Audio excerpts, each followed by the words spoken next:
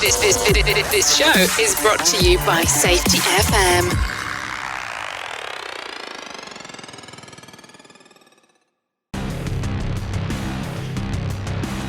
Happy St. Patrick's Day. I hate it when people say St. Paddy's Day.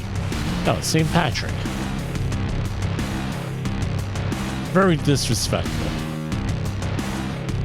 How's everybody doing out there on this lovely Friday, March 17th, 2023? I tell you what, I started out the week in a survival suit on the waterfront. 3 layers of clothes and, everything else, shivering, heated gloves. I got, the battery gloves and really warm. And then today, t-shirt. 60 degrees here in the New York City area.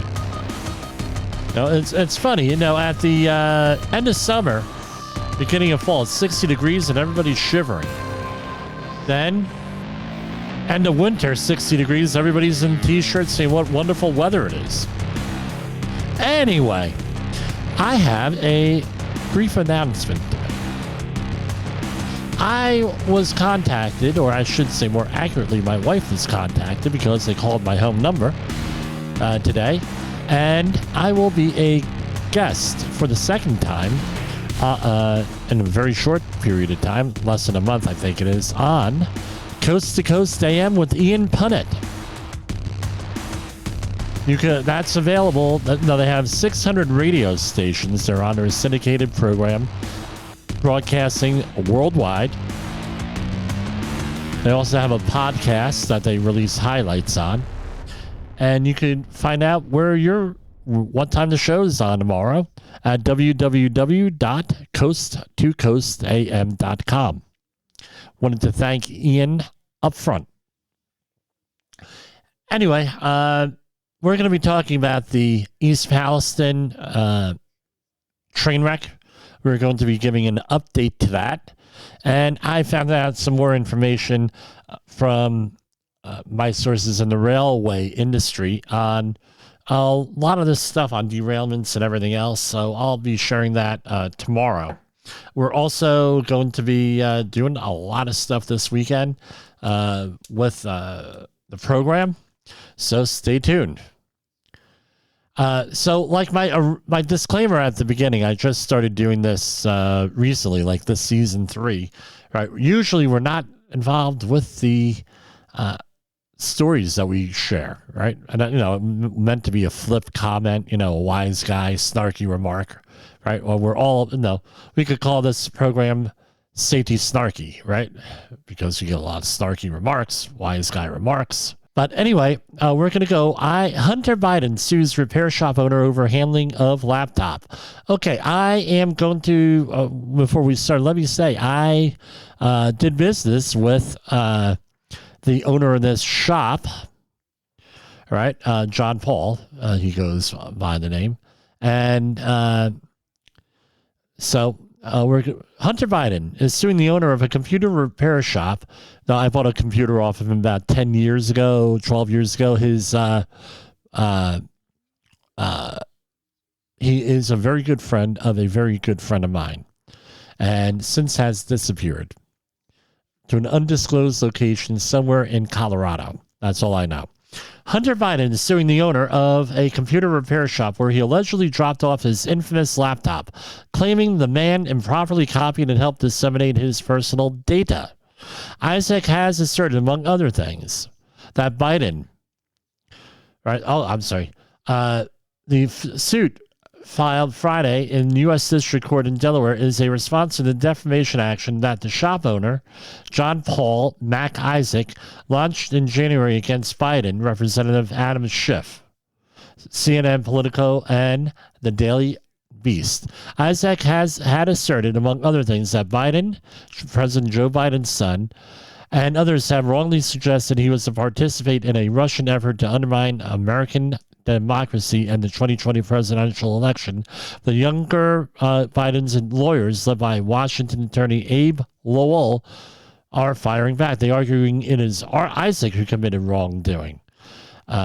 and allegedly accessing and sharing data belonging to Biden. Now, I'm not an attorney here, but I thought it was pretty much understood, right, that computer security is an oxymoron, meaning that there is no such thing as computer security. If you're going to put it on a computer, chances are it can be accessed by someone, especially if you're on the internet. So that's number one. Number two is this. You drop off, and I'm not saying anyone did anything illegal here, but you drop off a computer with some illegal Guvno on there, guess what? Chances are, by law, the computer repair people have to notify the authorities if you're doing something illegal. And you can look up what the accusations are against Hunter Biden. I don't know how credible they are or anything else, but if those accusations hold, I'd be mad at John Paul for not turning in the contents. Now, how allies of Donald Trump, including Rudy Giuliani and some other people, reportedly got other radio talk show hosts, got copies of the stuff. Well, that's not unbelievable either, because even with this thing we have going on here, people send me information all the time. People talk to me all the time, and I'm sure the same thing goes to everybody else on this network that we're on, Safety FM. And, whether you're going to share it or not, is up to you. But so for example, Rudy Giuliani and some of the other people who have been accused of getting this material illegally, they actually have a Supreme Court precedent that if you're a reporter, and I believe Rudy Giuliani and some of the other people meet the definition of a journalist or a reporter, because Rudy Giuliani broadcasts out of New York City. And in New York, if you are getting 50% plus a little bit more of your revenue from journalism, or if you're hired as a journalist, guess what? You're legally a journalist. So that's my understanding of the law. That's why I'm very careful about what we discuss here on the program, because legally I'm not a journalist, right? So that's why I do things the way I do. But if you're a journalist, you have certain freedom of speech protections, and you have certain protections that people are not asserting with this. So I tell you what, we get information all the time here. I don't share it. Nothing really illegal, just inside information on things that I'm not comfortable in getting, and that's part of what this is. But anyway, back to the thing. If you're sending stuff out to a computer shop and there's illegal stuff on it, I don't know how you expect them not to report it to somebody, especially with some of the accusations here, if they turn out to be true with this. So I don't know. We'll figure things out here with this. And what I'm laughing about is the judge in this case has a very similar name of two people that I already know. So hold on, I'm going to send them over a joke. So anyway, blah, blah, blah. Yeah, I'm saying I like to have fun with people. Britain backs Rolls-Royce effort to develop a microreactor to power a moon base. Britain is pinning its hopes on nuclear power becoming the energy source that will fuel the next phase of human exploration of the moon, the country's space agency said Friday, announcing $3.5 million funding for Rolls-Royce research into how nuclear could be used as a power based on the moon. The UK Space Agency said the technology will provide the power for humans to live and work on the lunar surface, dramatically increasing the duration of the missions. And they say it's going to be, this microreactor technology is going to be sent to the moon by 2029. Now, this microreactor thing I've known about it for about 30 years. I've been reading about this basically my whole adult life, where every community would have a microreactor. That's where people are going with this. So rather than a coal-fired or gas-fired or solar generation plant. By the way, solar, not sustainable. Not a sustainable energy source. I hate to break anyone's power, break anybody's power, break anyone's bubble here. But my opinion, not sustainable. All right, so you're still going to need other sources of power, whether they're fossil fuels, quote unquote fossil fuels, or nuclear power, or wind power, or something else. But anyway, China, now this is going to be very controversial. China proposed initiative on global civilization hailed. So we're not to Star Trek yet, right? We're not there yet, where we have one government here. And there's a lot of people in the religious community that are against one world government. People outside the religious community are against one world government. But leaders of political parties and organizations from around the world have hailed the China proposed global civilization initiative, saying that it has great relevance together with a global development initiative, a global security initiative to build up countries' consensus on addressing mounting global challenges in terms of peace, security, development, and harmonious coexistence. This is from ChinaDaily.com.cn. Their comments came as Xi Jinping, General Secretary of the CPC Central Committee, unveiled the Global Civilization Initiative on Wednesday at the CPC in dialogue with other people, right? Now, this is what, we all want to get along. We all want world peace. We got all of that. But this is what the issue is. And I'm going to be talking about politics here. Do I have swamp sound effects here? Hold on. No, I took it off. Well, you know what? We might as well could do this then. Okay. So, now this is what people want, is this sort of thing. You know, we're going to all have kumbaya moment. We're all going to, get together and have world government and everything else, and it's going to be great. Right?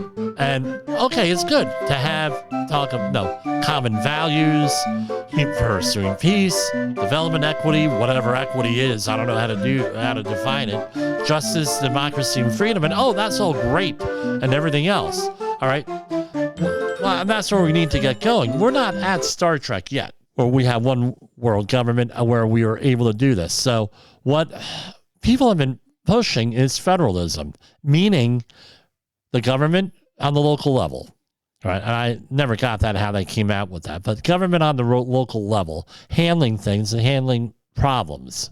When you have high-level government, whether it's federal or whatever, in this case, world government, how do you have accountability to anything that goes on? That's the argument against it here. So anyway, just something to think about. This is what is in the news.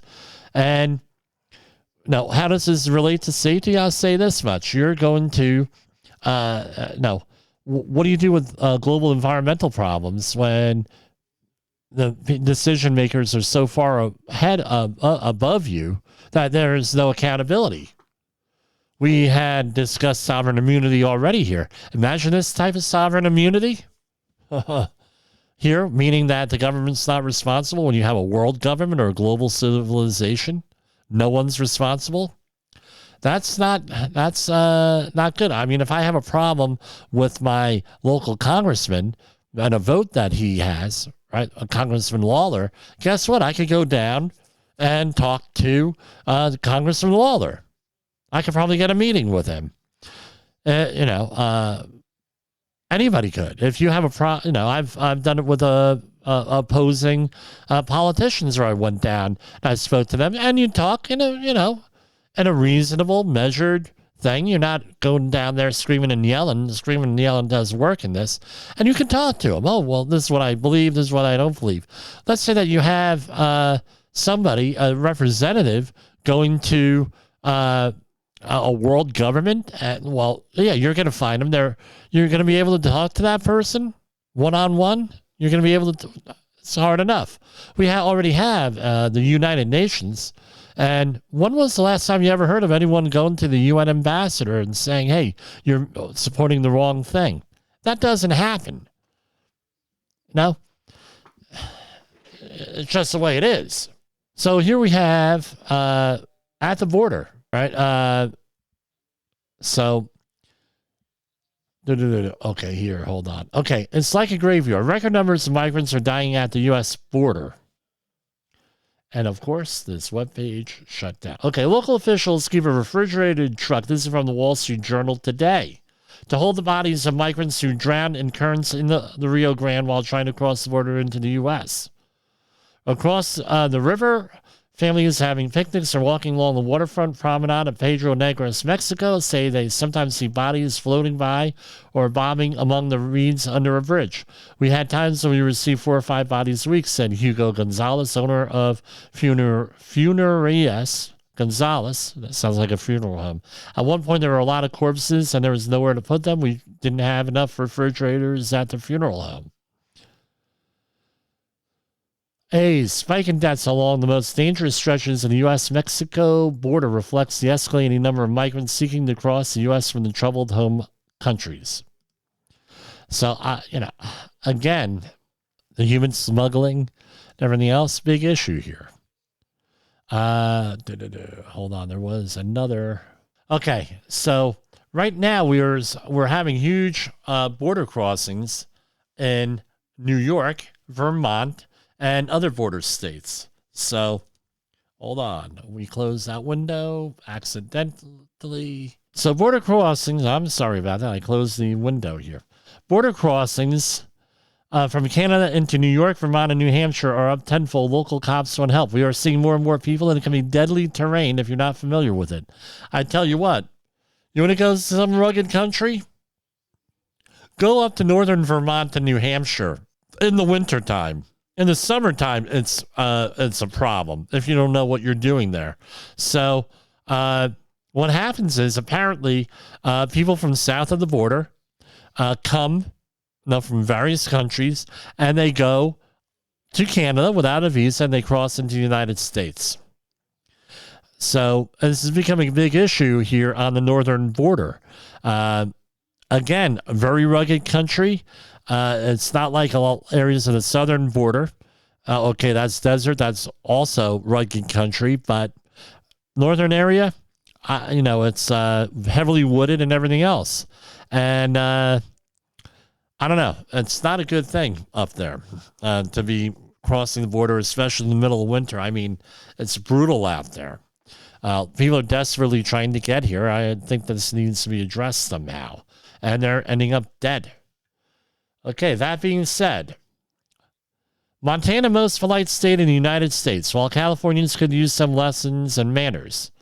So, this is a study from a lighthearted study performed by WordFinder, right?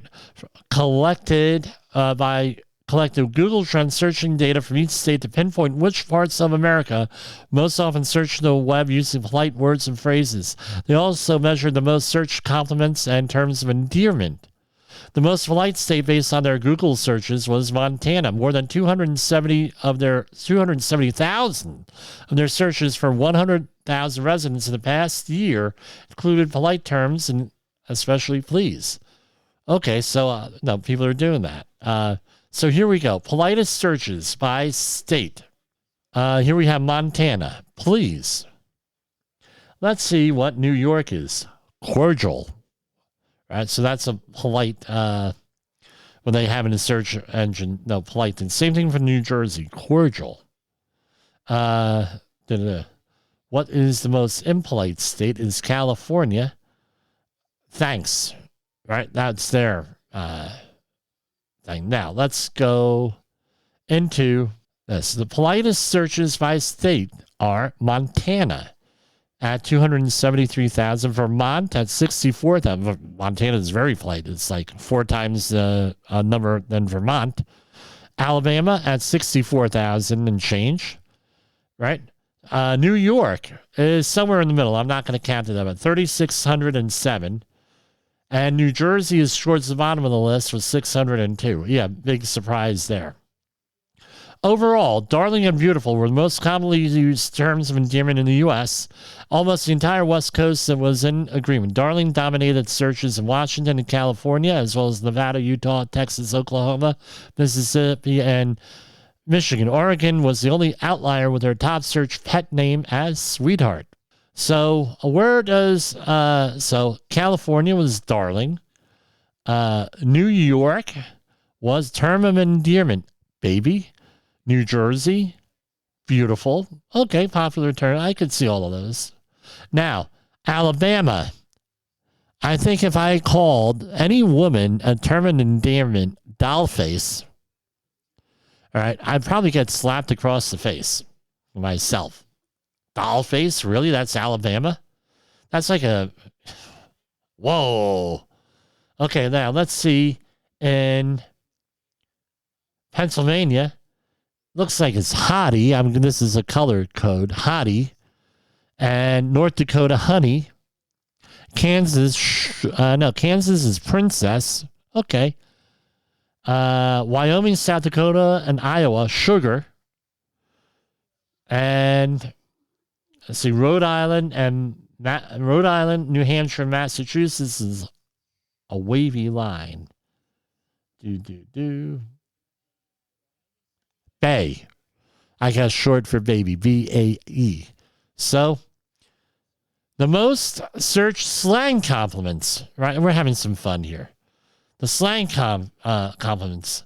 New York as Gucci. Beats the hell out of me what that means. Gucci. New Jersey, jump for joy. Slang compliments, jump for joy. Okay. California, jump for joy. No, California, bussin'. I don't know what that means. Bussin'. Texas, purr. Well, slang. I don't know what any of these things. I'm afraid to say some of these things. Jay Allen threw me off the air. Ay. These are like obscene. So, check it out on Study Finds. Oh, they have. Here you commonly shared among California, Nevada, Utah, and Michigan as the most searched positive slang term was bussin'. This means something is good, especially in reference to food. For example, that pizza was bussin'. You may recognize this term from classic surfer lingo, stoked, meaning enthusiastic or excited. Florida, hey, Lori, if you're listening out there, this is you, stoked, right? Meaning enthusiastic. She's a coworker of mine. Meaning enthusiastic or excited is Florida, Mississippi, North Carolina, stoked. Similarly, Kansas and Missouri made the most searches for the word amped. Okay, that's for like the 90s in New Jersey. Now, Colorado, Virginia, Minnesota, New York all feature Gucci. This versatile slang term is based on the luxury fashion brand, which explains why it's used to describe something fancy or stylish. Okay, Gucci could also mean something simply good. If someone asks you how you are doing, you might say Gucci, if you're doing just fine. Aptly. Now, what's the word for Alaska? Chill. Right?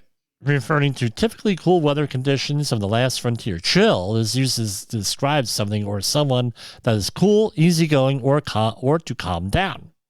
Environmental news here. Florida beaches can be dealt a 1-2 punch of red tide against a giant seaweed blob. Some of Florida's most popular beaches could be in for a 1-2 punch of trouble as thousands of spring breakers flock to the Sunshine State. A toxic algae bloom, known as red tide, is already killing fish along the Gulf Coast, causing a stench. Now a massive blob of seaweed, twice as wide as the United States, is drifting across the Atlantic and could wash ashore in the coming weeks, creating an even bigger mess. Just in time for spring break, right? It could be two problems. Turning into a bigger one, said Mike Parsons, a marine science professor at Glora Gulf Coast University. The algae bloom has essentially choked some sea life, producing a foul smell as dead marine animals wash ashore. Hey, I guess the people who moved down there during the pandemic, are going to be regretting this very soon. Or it may smell like home in New York and New Jersey. You never know. Especially you're up around exit 13 on the turnpike. Safety Wars is streaming now. safetyfm.com. In the professional safety community, communication and planning are just a few keys to your program's success. The question many practitioners have is, where do I start? Dr. Jay Allen, the creator of the Safety FM platform and host of the Rated R Safety Show, has built a global foundation to help you along the way. Go to safetyfm.com and listen to some of the industry's best and most involved professionals, including Blaine Hoffman with the Safety Pro, Sam Goodman with the Hop Nerd, Sheldon Primus with the Safety Consultant, Jim Poesl with Safety Wars, Emily Elrod with Unapologetically Bold, and many others. As individuals, we can do great things, but as a team, we become amazing. Dial into safetyfm.com today and surround yourself with a powerful force of knowledge and support.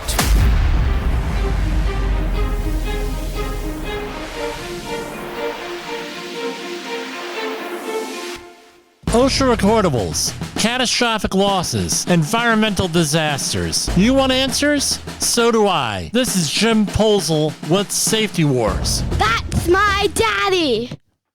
Okay.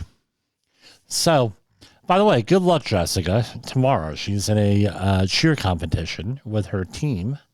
So, anyway, all right. So, yeah, New Jersey is famous for a smell around exit 13 on the turnpike, New Jersey Turnpike. But the smell used to go from exit 13 all the way up to exit 15W, Doremus Boulevard in Newark. So what was the source of that smell?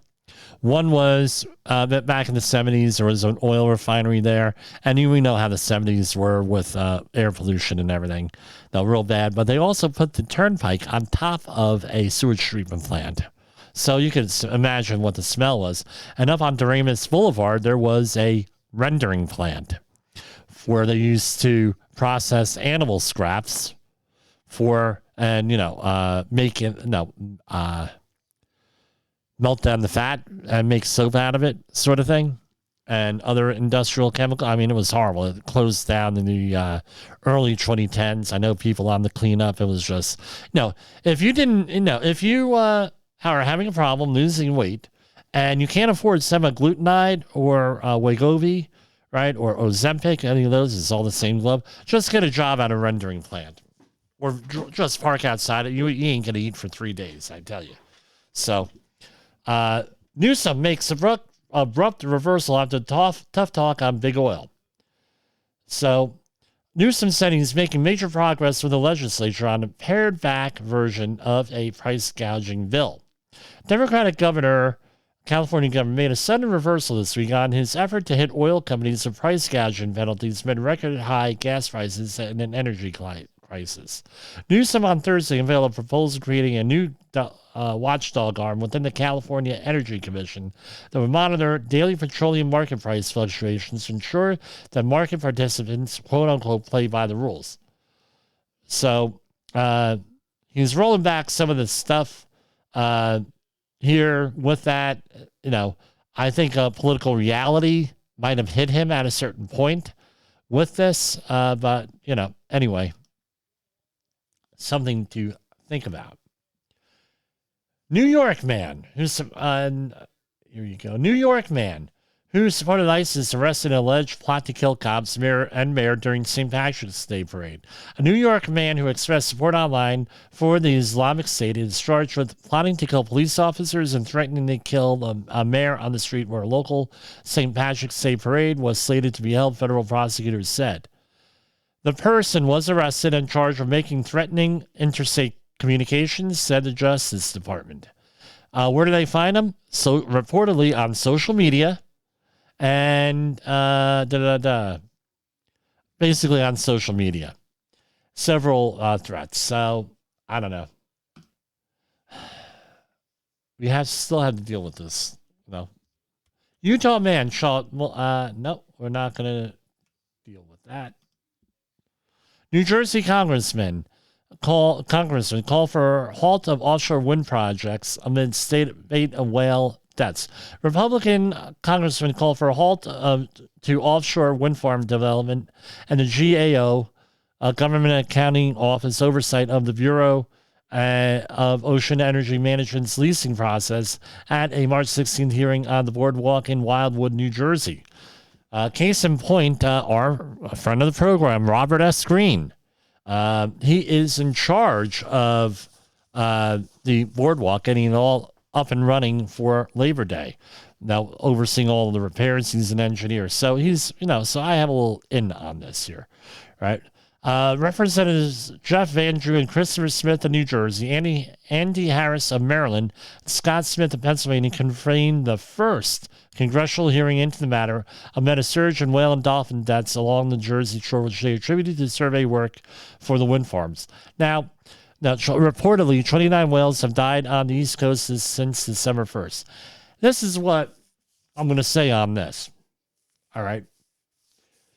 Is there a correlation? Possibly, between the wind farms and the whales. But there's I have a saying, and you're going to be hearing it more. Right? Bad information equals bad policy. I think before they start making accusations here, they have to get some more information here. What exactly is causing this? Right? It's just, I don't know. Right? The New Jersey Department of Environmental Quality, the EEQ, issued a statement on the eve of the hearing saying there is no credible evidence that offshore wind-related survey activities could cause whale mortality.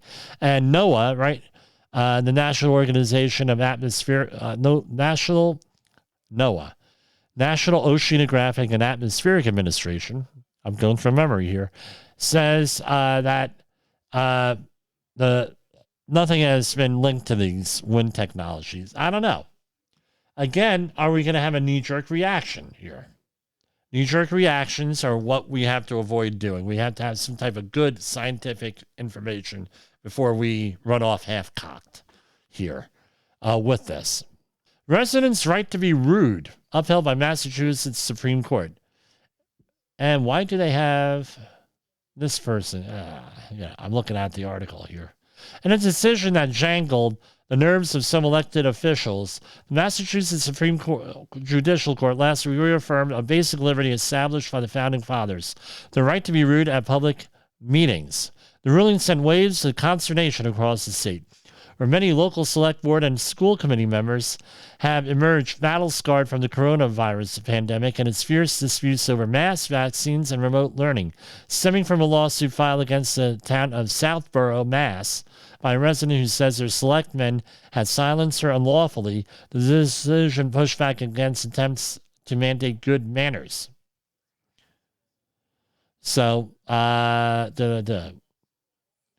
So that's what's going on there. I mean, I'll say this much. If you're trying to make a point with someone, the least effective way of doing it is to be rude. You're going to get pushed back. You're going to have problems and everything else. So when you're going to be addressing someone, especially in a public forum, like a public hearing, one, speak factually. Speak passionately, but speak passionately, but speak factually and with logic and reason.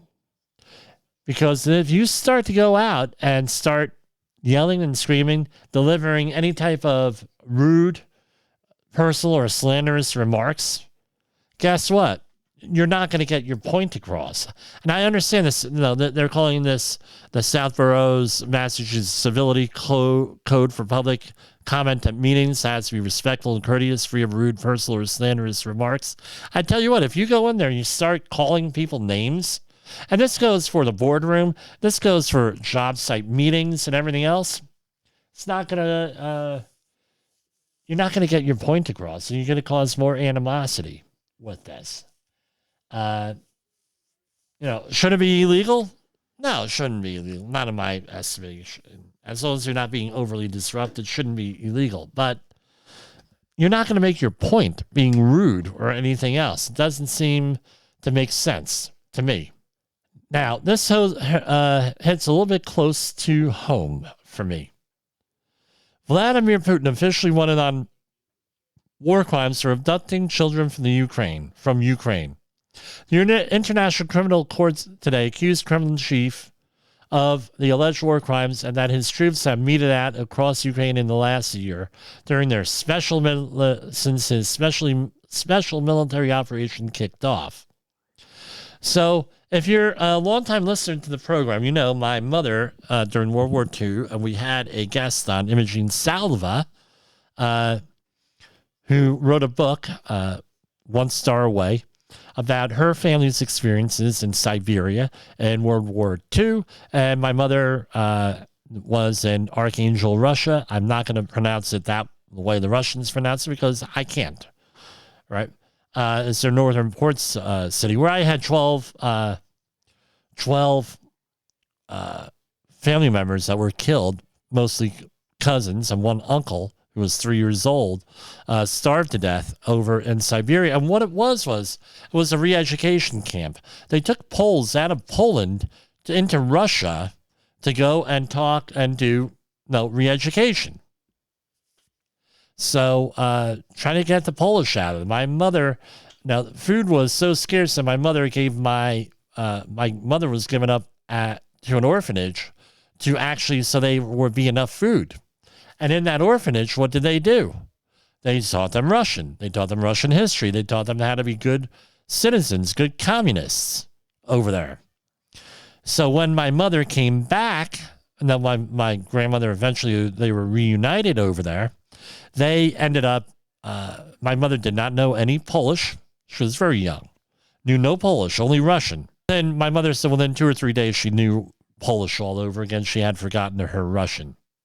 And this is what historically goes on in that area. So now Vladimir Putin has been accused, and this is not the first time. This has gone on a lot over the last year of doing the same thing with children in Ukraine, or disappearing children. I don't know if these are valid or not, but Putin's responses is that they have no jurisdiction. The International Criminal Court has no jurisdiction in this area.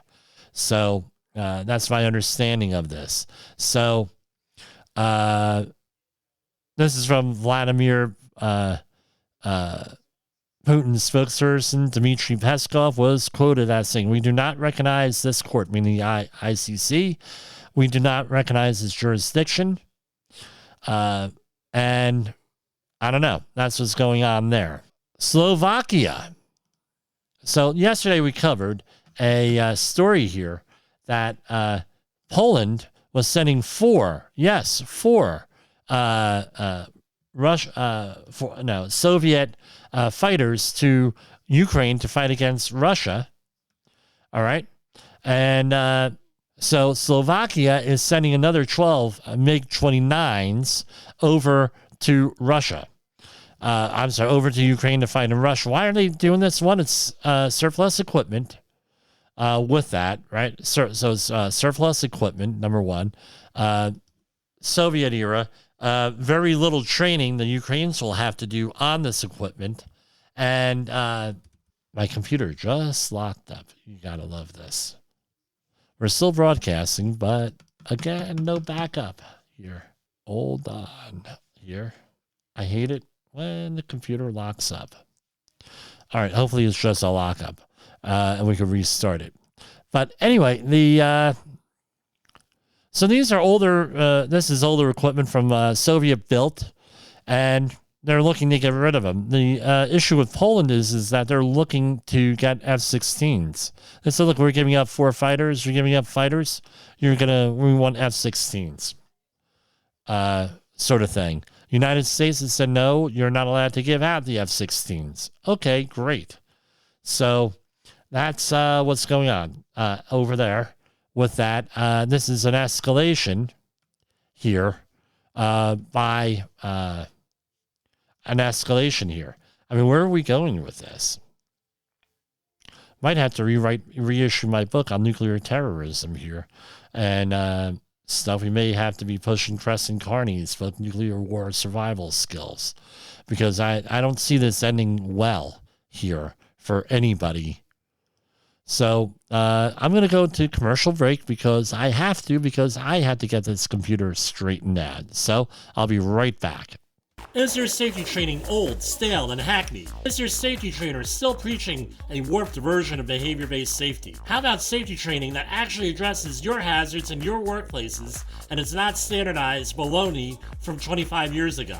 Contact the Safety Wars team at safetywars.com or call Jim Poesl at 845-269-5772. Remember, if you're receiving this message, you are the solution to unsafe workplaces.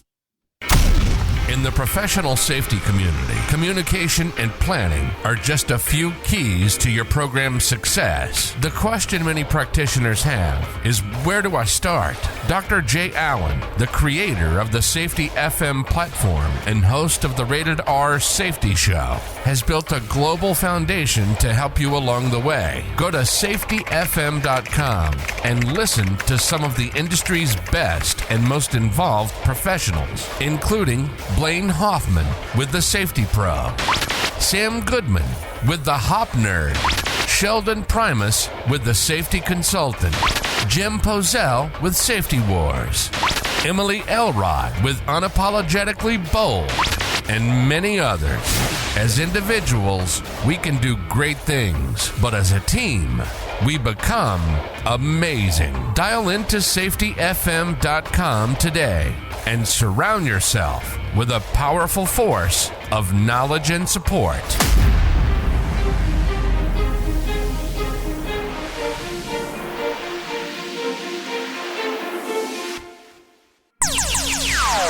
Safety Wars is streaming now.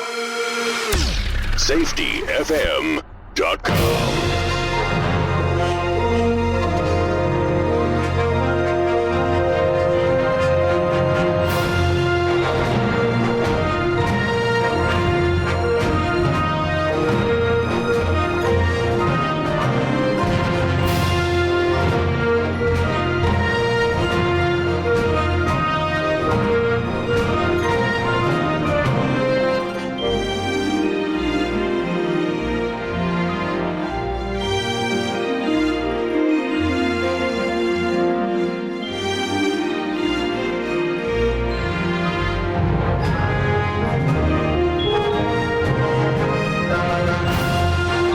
All right, so we are back. Sorry about that delay there, but we're having issues here. So we're going to talk about money.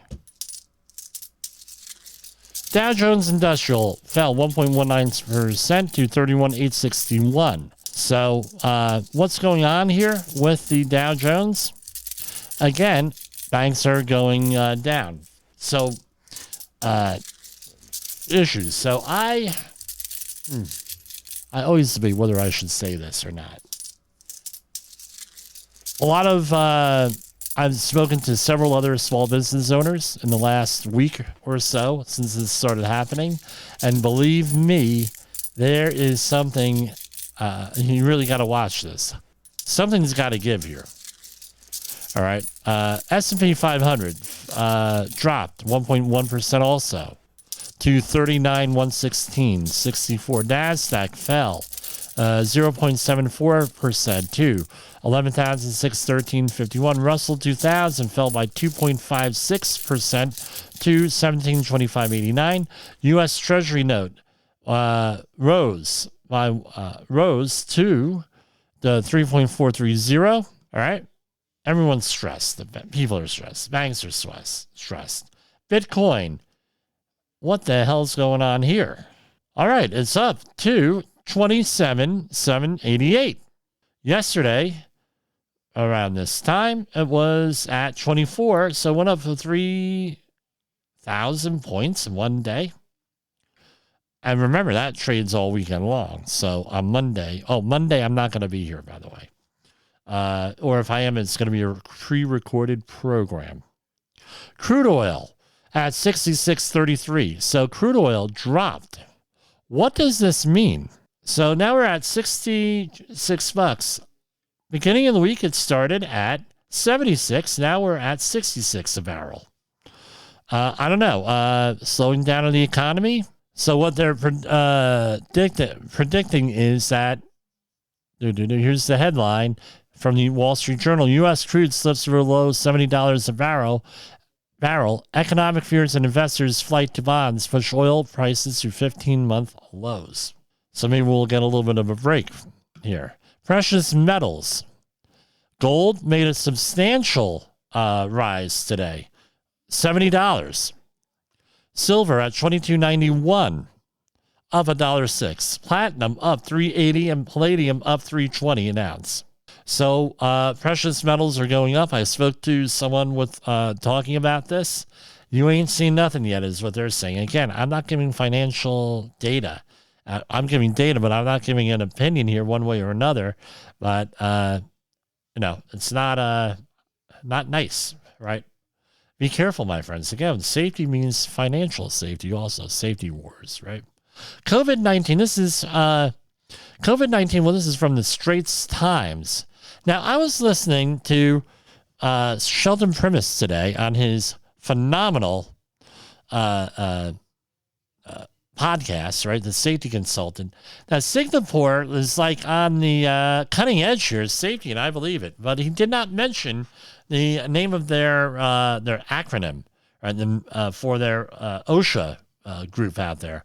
It's the Ministry of Manpower, MOM for short. The COVID-19 pandemic, this is from Straits Times.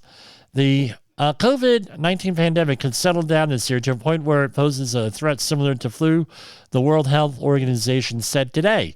WHO voiced confidence that it will be able to declare an end to the emergency sometime in 2023, saying it was increasingly hopeful about the pandemic phase of the virus coming to a close.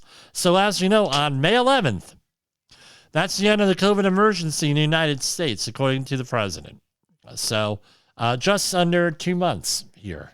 So, I'm not going to get the calendar out. Maybe we should have a countdown to the end of the pandemic, right?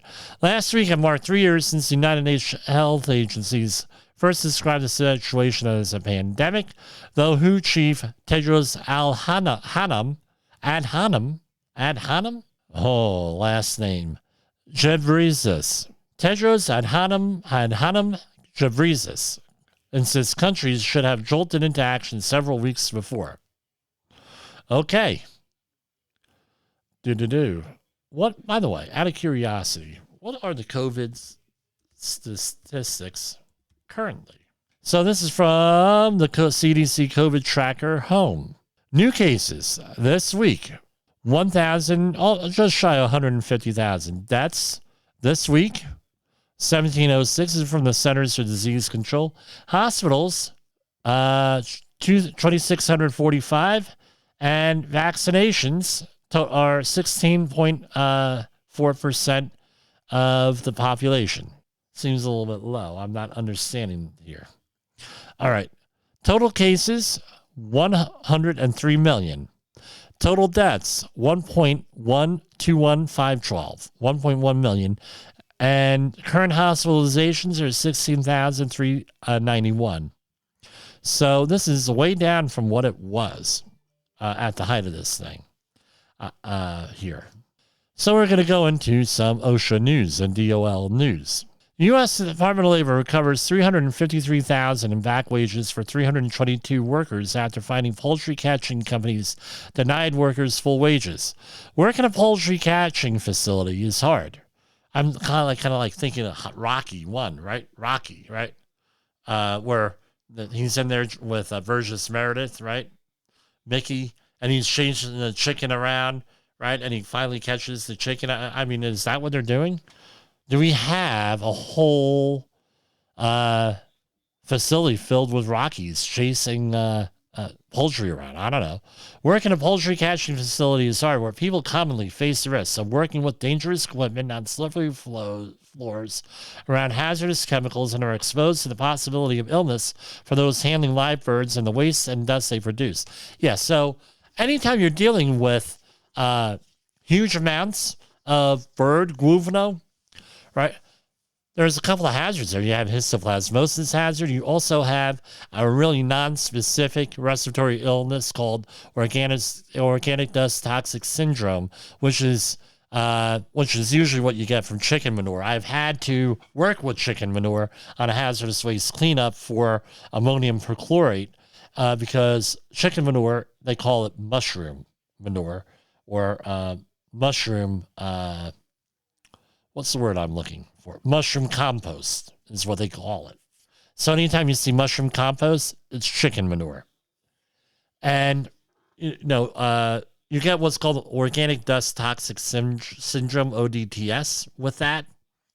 And no, it's not good for your lungs. We'll put it, and it's primarily caused by funguses. And as we know, funguses are very difficult to treat.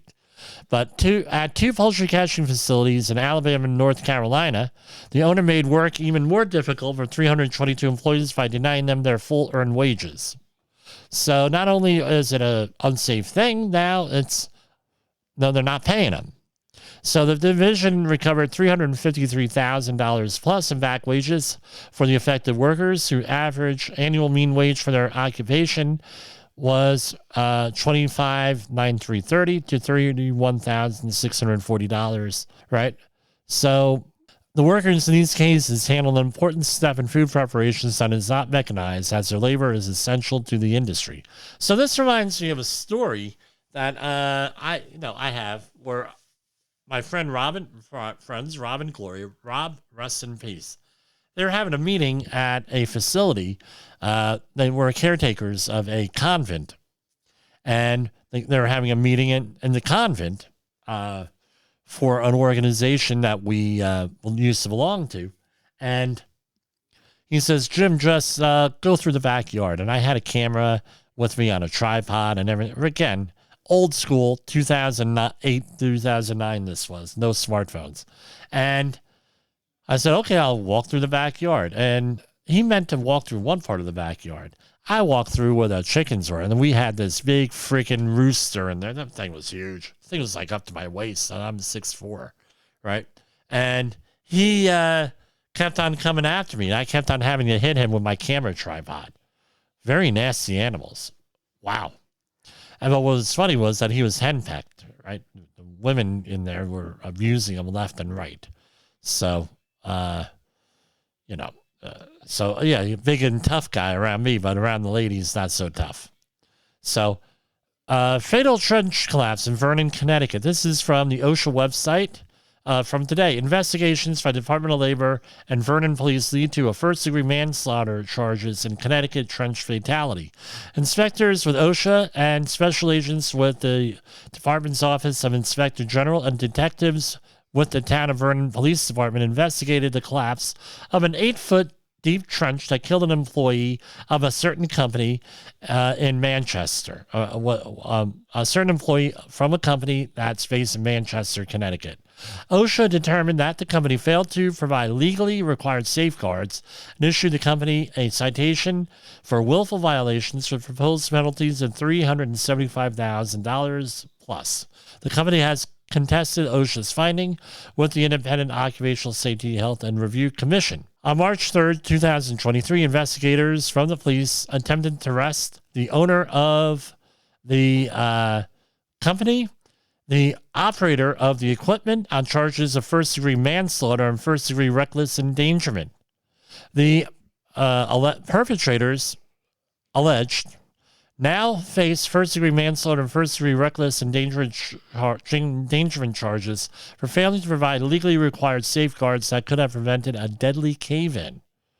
These arrests are the result of collaborative investigations. So, Michael, so I guess, I hate to have a person die over this stuff, to have them actually enforce the law.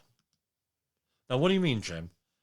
You mean to tell me that these these types of things don't happen all the time?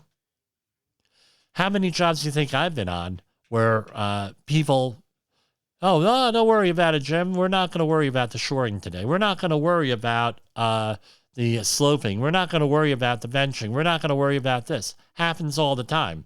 I have we were doing a trench on a hazardous waste site one time, and the client supplied the equipment. I get there, and all the equipment's broken, deliberately. We'll do some air monitoring with that equipment, Jim. I ain't doing air monitoring with that. No. Sorry, can't do it. Called up my boss. My boss said, well, don't worry about it. Just don't do the air monitoring with it. So, anyway, it's... okay, I thought I was off the air there. So anyway, that's all I have for this week. Remember, we're on Coast to Coast AM tomorrow night.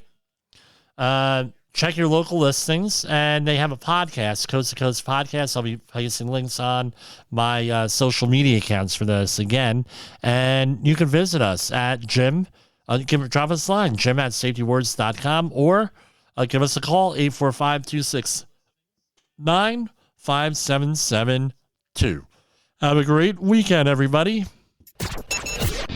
The views and opinions expressed on this podcast are those of the host and its guest and do not necessarily reflect the official policy or position of the company. Examples of analysis discussed within this podcast are only examples. They should not be utilized in the real world as the only solution available, as they are based only on very limited and dated open source information. Assumptions made within this analysis are not reflective of the position of the company. No part of this podcast may be reproduced, stored in a retrieval system, or transmitted in any form or by any means, mechanical, electronic, recording, or otherwise, without prior written permission of the creator of the podcast, Jay Allen.